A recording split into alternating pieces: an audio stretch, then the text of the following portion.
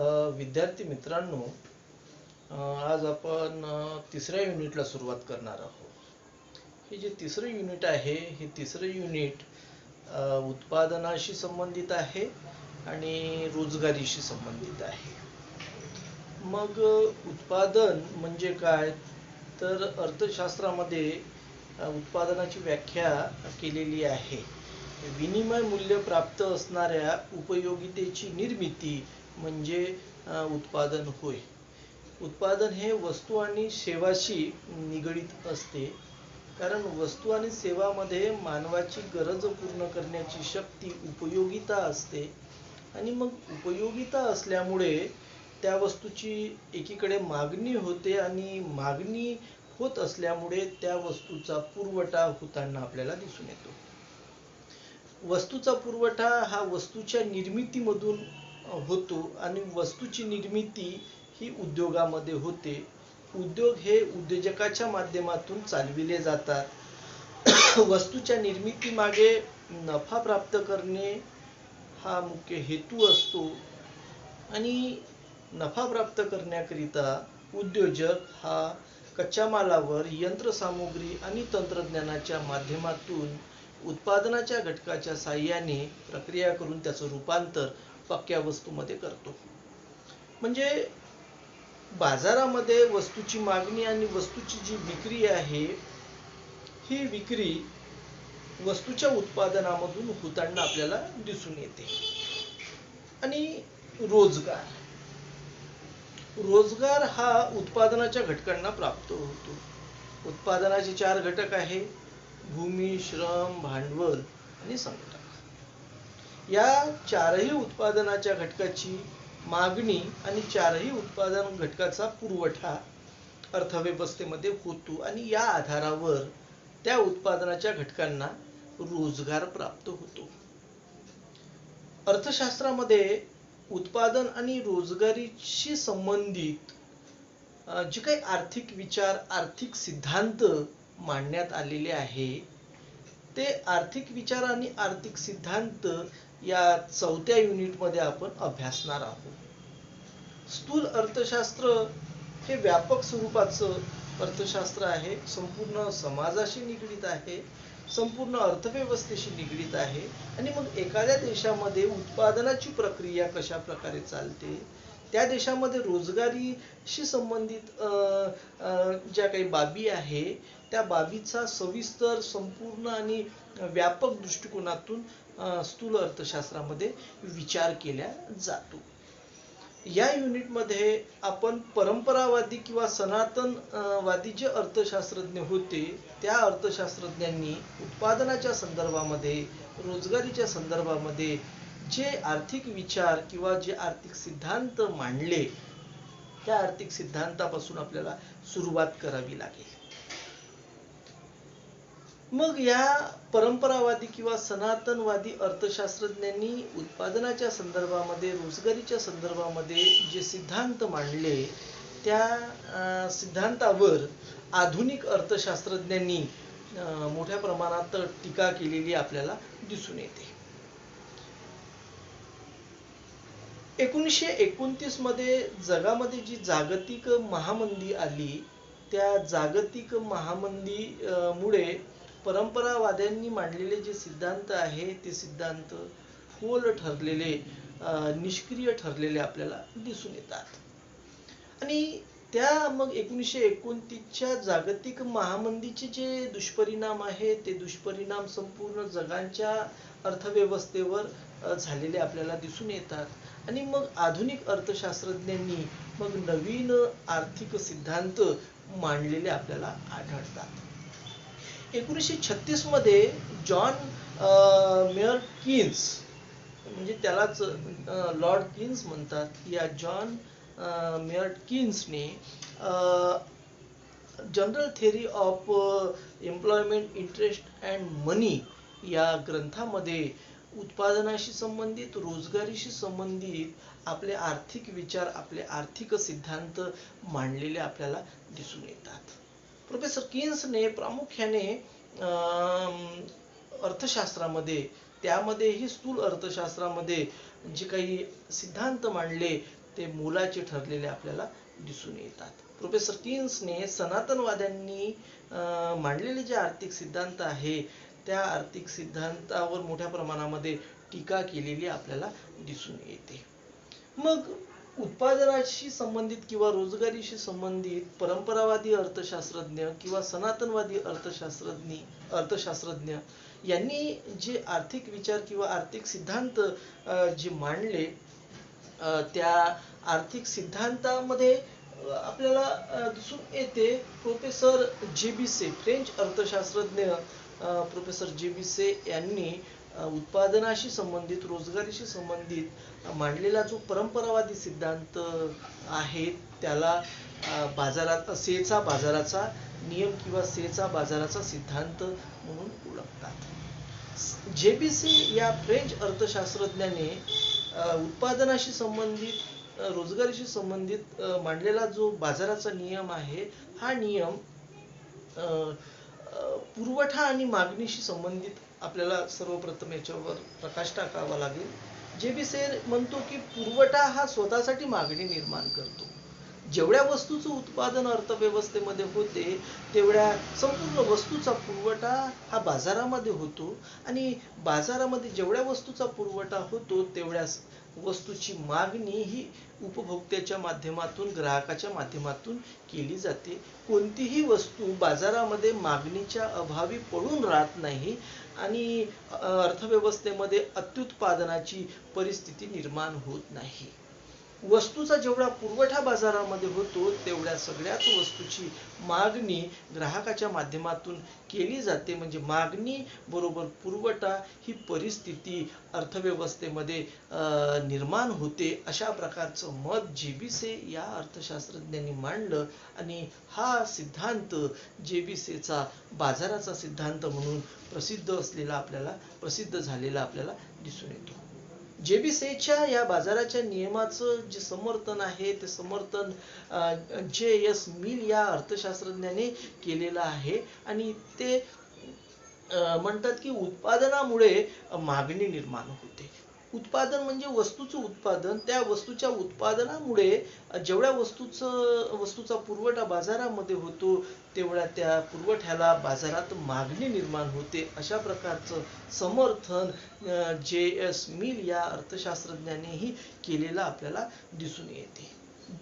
जेबिसेच्या या बाजाराच्या नियमाला समर्थन प्रोफेसर पिगूने सुद्धा केलेलं आपल्याला दिसून येते. प्रोफेसर पिगूने मजुरीच्या दरामध्ये कपात जर केली तर अर्थव्यवस्थेमध्ये जी बेरोजगारी आहे ती बेरोजगारी आपल्याला दूर करता येते आणि अर्थव्यवस्थेमध्ये पूर्ण रोजगारीची जी पातळी आहे ती प्राप्त करता येते. अशा प्रकारचं प्रोफेसर पिगूने मजुरीच्या दरामध्ये घट करून पूर्ण रोजगारीची पातळी आपल्याला अर्थव्यवस्थेमध्ये आणता येते, निर्माण करता येते. अशा प्रकारचं मत प्रोफेसर पिगूने मांडलेला आपल्याला दिसून येते. मग हा जो जेबिसेचा जो बाजाराचा नियम आहे हा बाजाराचा नियम प्रामुख्याने उत्पादनाशी संबंधित आहे. जेवढ्या वस्तूचं उत्पादन अर्थव्यवस्थेमध्ये होते तेवढ्या संपूर्ण वस्तूचा पुरवठा बाजारामध्ये होतो आणि जेवढ्या वस्तूचा पुरवठा बाजारामध्ये होतो तेवढ्या सगळ्याच पुरवठ्याला मागणी निर्माण होते. कोणतीच वस्तू मागणीच्या अभावी बाजारामध्ये पडून राहत नाही. म्हणजे पुरवठा हा स्वतःसाठी मागणी निर्माण करतो. Supply creates its own demand. म्हणजे अर्थव्यवस्थेमध्ये मागणीच्या अभावी वस्तूचा पुरवठा हा पडून राहत नाही किंवा वस्तूचं अत्युत्पादन अर्थव्यवस्थेमध्ये होत नाही. मागणी बरोबर पुरवठा ही जी परिस्थिती आहे ही परिस्थिती निर्माण होते. या परिस्थितीमध्ये कुठेही असंतुलन निर्माण होत नाही.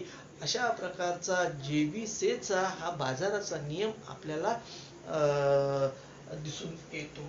मग जेबिसे या अर्थशास्त्रज्ञाने आपला बाजाराचा नियम मांडत असताना काही गृहीत परिस्थिती घेतलेली आहे. ती गृहीत परिस्थिती विचारात घेण्याच्या आधी आपण जी आकृती आहे या आकृतीच्या माध्यमातून जेबीसेचा बाजाराचा नियम आणि जे.एस. मिलचं मत आणि प्रोफेसर पिगूचं मत हे आपल्याला सर्वप्रथम या आकृतीच्या माध्यमातून विचारात घ्यावं लागेल. ही जी आकृती आहे ही आकृती ही एकमेकाशी संबंधित आहे. शून्य य या उभ्या आसावर मजुरीचे दर मापलेले आहे आणि शून्य एक्स या आसावर रोजगारीची पातळी मोजलेली आहे. रोजगारीची पातळी 0x आणि मजुरीचा दर 0y, याला आपण य म्हणण्यापेक्षा आपण याला y म्हणू. 0y या उभ्या आसावर मजुरीचे दर मोजलेले आहे आणि 0x या आसावर रोजगारीची पातळी मोजलेली आहे. हा मागणीचा वक्र आहे. मजुराच्या संदर्भामध्ये मागणीचा वक्र आणि हा पुरवठ्याचा वक्र आहे. तर जेव्हा मजुरीचे दर 0W असतात तेव्हा रोजगारीची पातळी 0N असते. त्याचा संतुलन बिंदू हा ई आपल्याला दिसून येतो, कारण हे मागणीचा वक्र आणि पुरवठ्याचा वक्र एकमेकाला ई बिंदूमध्ये छेदतो आणि त्या आधारावर 0W मजुरीच्या दरावर 0N रोजगारीची पातळी निश्चित होते. आता मजुरीचे दर जर वाढले म्हणजे W वरून जर मजुरीचे दर जर WP पर्यंत जर वाढले तर रोजगारीच्या पातळीमध्ये घट होताना आपल्याला दिसून येते. रोजगारीच्या पातळीमध्ये N वरून NP पर्यंत रोजगारीमध्ये घट होताना आपल्याला दिसून येते आणि पुरवठ्यामध्ये वाढ होताना म्हणजे पुरवठ्यामध्ये वाढ होते. अशा प्रकारे या आकृतीचा संबंध या आकृतीशी आपण जोडण्याचा प्रयत्न करतो. आता या ठिकाणी हा मूळ संतुलन बिंदू आहे ई या संतुलन बिंदूवर पूर्ण रोजगारीची पातळी अस्तित्वात असलेली आपल्याला दिसून येते. आता ही पूर्ण रोजगारीची पातळी जर आपल्याला निर्माण करायची असेल तर मजुरीच्या दरामध्ये जर घट केली तर रोजगारीच्या पातळीमध्ये वाढ होताना आपल्याला दिसून येते आणि अर्थव्यवस्थेमध्ये पूर्ण रोजगारीची परिस्थिती निर्माण होते. म्हणजे मजुरीच्या दरामध्ये घट करून रोजगारीच्या पातळीमध्ये आपल्याला वाढ करता येते, अशा प्रकारचं मत प्रोफेसर पिगूने मांडलेलं आपल्याला दिसून येते. त्यानंतर ही जी खालची आकृती आहे ही खालची आकृती व्याजाचा दर आणि बचत गुंतवणूक याच्याशी निगडीत असलेली आपल्याला दिसून येते. आता अर्थव्यवस्थेमध्ये यस हा बचतीशी संबंधित असणारा वक्र आहे, तर आय हा गुंतवणुकीशी संबंधित असणारा वक्र आहे. आय हा वक्र वरून खाली डावीकडून उजवीकडे ऋणात्मक उताराचा आहे, तर यस हा बचतीचा वक्र खालून वर डावीकडून उजवीकडे धनात्मक उताराचा आपल्याला दिसून येतो. म्हणजे बचत आणि गुंतवणुकीशी व्याजाच्या दराचा संबंध या परंपरावादी अर्थशास्त्रज्ञांनी मांडलेला आहे. व्याजाच्या दरामध्ये जर व्याजाच्या दराचा बदलाचा परिणाम बचत आणि गुंतवणुकीवर होताना दिसतो, असं मत या परंपरावादी अर्थशास्त्रज्ञांनी मांडलेलं आपल्याला दिसून येते. आता यस हा बचतीशी संबंधित असणारा वक्र आणि आय हा गुंतवणुकीशी संबंधित असणारा वक्र. आता जर व्याजाचा दर जर 0R असेल तर या ठिकाणी बचत आणि गुंतवणूक 0M या ठिकाणी निश्चित होते. आता व्याजाच्या दरामध्ये जर वाढ झाली, व्याजाचा दर वाढून R वरून R1 जर झाला तर नवीन जे संतुलन आहे ते नवीन संतुलन I1 या नवीन गुंतवणूक वक्राला यस हा जुना बचत वक्र या E1 या बिंदूमध्ये एकमेकांना छेदतो आणि त्या आधारावर मग बचत आणि गुंतवणूक 0N या ठिकाणी निश्चित होताना आपल्याला दिसून येते.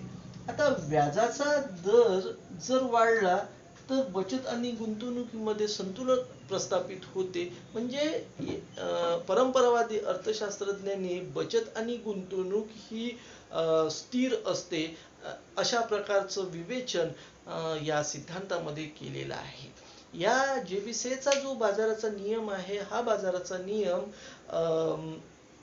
पूर्ण रोजगारीची जी पातळी आहे, ती पूर्ण रोजगारीची पातळी अर्थव्यवस्थेमध्ये निर्माण होते. जर अर्थव्यवस्थेमध्ये बेरोजगारी असेल तर मजुरीच्या दरामध्ये जर घट झाली तर त्याचा परिणाम रोजगारीच्या वाढीवर होऊन अर्थव्यवस्थेमध्ये पूर्ण रोजगारीची पातळी निर्माण होते.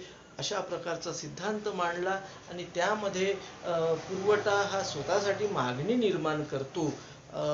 कोणत्याही वस्तूचं अत्युत्पादन अर्थव्यवस्थेमध्ये होत नाही आणि बेरोजगारी अर्थव्यवस्थेमध्ये निर्माण होत नाही. जर बेरोजगारी निर्माण झाली तर मजुरीच्या दरामध्ये घट करून रोजगारीच्या पातळीमध्ये वाढ केल्या जाते. अशा प्रकारचं विवेचन जेबीसीने आपल्या या सिद्धांतामध्ये मांडलेलं आहे. मग जेबीसीने आपला जो बाजाराचा नियम मांडला, त्या नियमाकरिता काही गृहीत परिस्थिती त्यांनी घेतलेली आहे. पहिली आहे, बाजारात पूर्ण स्पर्धा अस्तित्वात असते. आता बाजार जो असतो, मार्केट जे असते, ते मार्केट 2-3 प्रकारचे असतात. पूर्ण स्पर्धेची बाजारपेठ, अपूर्ण स्पर्धेची बाजारपेठ, द्वैधिकार, एकाधिकार, अशा प्रकारच्या बाजारपेठा अर्थव्यवस्थेमध्ये अस्तित्वात असतात. जेबीसीने आपल्या सिद्धांताकरिता अर्थव्यवस्थेतील बाजारात पूर्ण स्पर्धा अस्तित्वात असते असं गृहीत घेतलेलं आहे. पूर्ण स्पर्धेच्या बाजारपेठेमध्ये असंख्य विक्रेते असतात, असंख्य ग्राहक असतात. कोणत्याही विक्रेत्याला किंवा कोणत्याही ग्राहकाला त्या बाजारपेठेमध्ये मुक्त प्रवेश असतो आणि त्या बाजारपेठेमधून तो बाहेरही जाऊ शकतो. प्रत्येक ग्राहकाला, प्रत्येक विक्रेत्याला वस्तूच्या किंमती शी संबंधित ज्ञान असते. कोणताही एकटा ग्राहक वस्तूच्या किंमती प्रभावित करू शकत नाही. अशा प्रकारची परिस्थिती पूर्ण स्पर्धेच्या बाजारपेठेमध्ये आपल्याला दिसून येते. विक्री व्यय पूर्ण स्पर्धेच्या बाजारपेठेमध्ये नसतो. अशा प्रकारचं जे पूर्ण स्पर्धेच्या बाजारपेठेचं जे गृहीत आहे, ते गृहीत प्रोफेसर जेबीसीने आपल्या सिद्धांताकरिता घेतलेलं आहे. त्यानंतर दुसरं जे गृहीत आहे ते म्हणजे बंदिस्त अर्थव्यवस्था. बंदिस्त अर्थव्यवस्था याचा अर्थ म्हणजे बंद अर्थव्यवस्था, क्लोज इकॉनॉमी.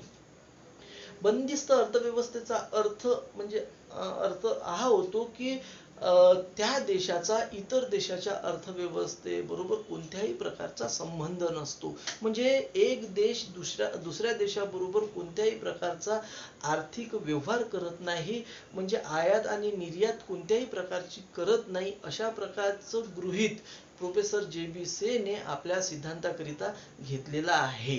यावर अनेक अर्थशास्त्रज्ञांनी टीका केल्या, परंतु जेबीसीने आपल्या सिद्धांताकरिता अर्थव्यवस्था ही बंदिस्त मानलेली आहे. त्याचा परिणाम कोणत्याही देशाच्या अर्थव्यवस्थेचा परिणाम एखाद्या देशावर होत नाही.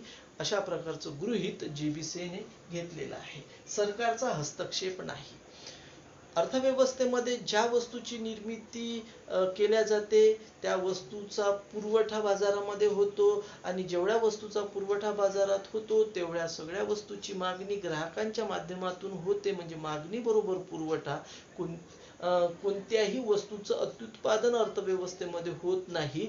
अशा प्रकारचा सिद्धांत जेबीसीने मांडलेला आहे. या अर्थव्यवस्थेमध्ये सरकार कोणत्याही प्रकारचा हस्तक्षेप करत नाही. वस्तूच्या मागणीच्या संदर्भामध्ये, किंमतीच्या संदर्भामध्ये, वस्तूच्या उत्पादनाच्या संदर्भामध्ये सरकार कोणत्याही प्रकारचा हस्तक्षेप करत नाही. अशा प्रकारचं गृहीत जेबीसीने घेतलेलं आहे. सरकार कोणत्याही उद्योजकावर नियंत्रण प्रस्थापित करत नाही, किंमतीच्या संदर्भामध्ये नियंत्रण प्रस्थापित करत नाही, वस्तूच्या मागणीच्या संदर्भामध्ये नियंत्रण प्रस्थापित करत नाही, वस्तूच्या पुरवठ्याच्या संदर्भामध्ये नियंत्रण प्रस्थापित करत नाही, किंवा सरकार कोणत्याही वस्तूवर कर सुद्धा लादत नाही किंवा व्यक्तीवर सुद्धा कर लादत नाही.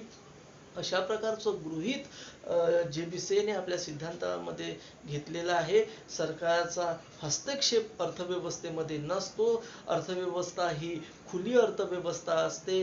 ग्राहकाच्या संदर्भातही ती खुली असते, उत्पादकाच्या संदर्भातही ती खुली असते. अशा प्रकारचं गृहीत JBCने आपल्या सिद्धांताकरिता घेतलेलं आहे. सर्व उत्पन्न खर्च केले जाते. उत्पादनाच्या घटकांना प्राप्त होणारे जे मोबदले आहे, खंड, मजुरी, व्याज आणि नफा, हे जेव्हा उत्पन्नाच्या स्वरूपामध्ये उत्पादनाच्या घटकांना प्राप्त होते, हे प्राप्त झालेले जे उत्पन्न आहे ते संपूर्ण उत्पन्न वस्तू आणि सेवांच्या खरेदीवर खर्च केले जाते. त्यासोबतच उद्योजकांना प्राप्त होणारा जो नफा आहे, हा संपूर्ण नफा अर्थव्यवस्थेमध्ये खर्च केला जातो, त्याची गुंतवणूक केल्या जाते. म्हणजे कोणतंही म्हणजे उत्पन्नातील एक हिस्सा बचत करून ठेवला जात नाही. तो संपूर्ण जे उत्पन्न आहे ते उत्पन्न उपभोगावर खर्च केल्या जाते. जर बचत झाली असेल तर त्या बचतीचं रूपांतर गुंतवणुकीमध्ये होते. समाजाच्या माध्यमातून जर बचत झाल्या तर त्या बचतीचं रूपांतर गुंतवणुकीमध्ये होताना आपल्याला दिसून येते. अशा प्रकारचं गृहीत JBCने आपल्या सिद्धांताकरिता घेतलेलं आहे आणि त्यांनी म्हटलेलं आहे की समाजातील सगळ्याच घटकांना प्राप्त होणारं जे उत्पन्न आहे ते उत्पन्न वस्तू आणि सेवांच्या खरेदीवर खर्च केल्या जाते. कोणत्याही उत्पन्नाची बचत केल्या जात नाही. जर बचत झाली तर त्या बचतीचं रूपांतर मात्र गुंतवणुकीमध्ये होताना दिसते. अशा प्रकारचं गृहीत JBCने आपल्या सिद्धांताकरिता घेतलेलं आहे. त्यानंतर बाजारपेठेची अनुकूलता. आता ही जी बाजारपेठेची अनुकूलता आहे, ही अनुकूलता ग्राहकाच्या दृष्टिकोनातूनही अनुकूल असते आणि विक्रेत्याच्या दृष्टिकोनातूनही अनुकूल असते. म्हणजे जेवढ्या वस्तूचं उत्पादन होते तेवढ्या वस्तूचा पुरवठा बाजारामध्ये होतो. जेवढा पुरवठा बाजारामध्ये होतो तेवढ्या सगळ्याच पुरवठ्याला मागणी निर्माण होते. म्हणजे पुरवठा हा स्वतःसाठी मागणी निर्माण करतो आणि हे करण्याकरिता संपूर्ण जी बाजारपेठ आहे ती बाजारपेठ अनुकूल असते. अनुकूलता अर्थव्यवस्थेमध्ये निर्माण झालेली असते. अशा प्रकारचं गृहीत JBCने आपल्या या सिद्धांताकरिता घेतलेला आहे.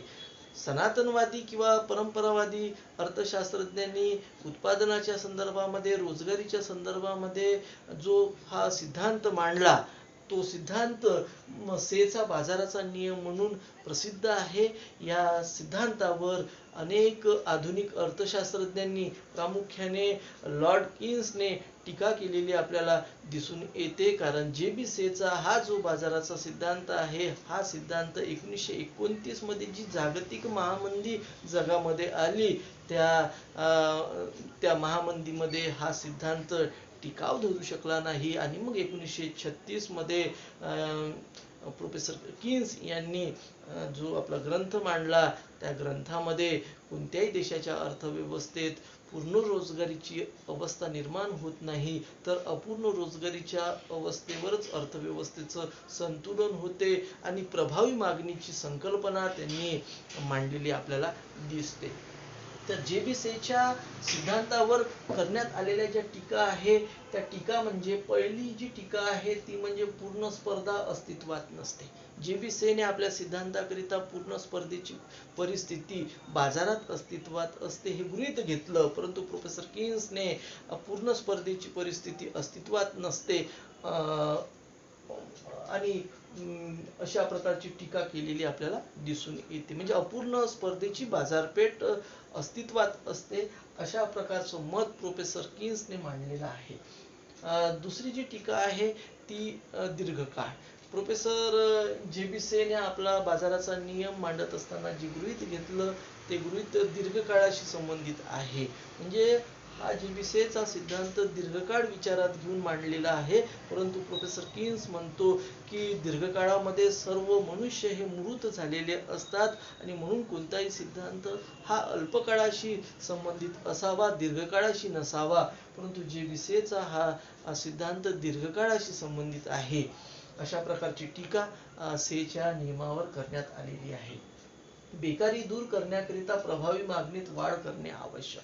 प्रोफेसर किन्स यांनी जेबीसेच्या नियमावर टीका करीत असताना म्हटलेलं आहे की अर्थव्यवस्थेमध्ये जर बेरोजगारी असेल तर ती बेरोजगारी दूर करण्याकरिता प्रभावी मागणीची जी कमतरता आहे ती कमतरता दूर करणे आवश्यक आहे. म्हणजे प्रभावी मागणीमध्ये जर वाढ केली तर अर्थव्यवस्थेमध्ये असणारी जी बेरोजगारी आहे ती बेरोजगारी आपल्याला दूर करता येते. म्हणजे पूर्ण रोजगारीच्या पातळीवर अर्थव्यवस्थेचं कधीही संतुलन होत नाही. अर्थव्यवस्थेचं संतुलन हे अपूर्ण रोजगारीच्या पातळीवर म्हणजे नेहमी होत असते. आणि मग ती जी बेरोजगारी आहे ती बेरोजगारी जर आपल्याला दूर करायची असेल तर ती दूर करण्याकरिता प्रभावी मागणीची जी कमतरता आहे ती प्रभावी मागणीची कमतरता दूर करण्याकरिता प्रयत्न करणे अत्यंत गरजेचं आहे. म्हणजे प्रभावी मागणीमध्ये वाढ करून आपल्याला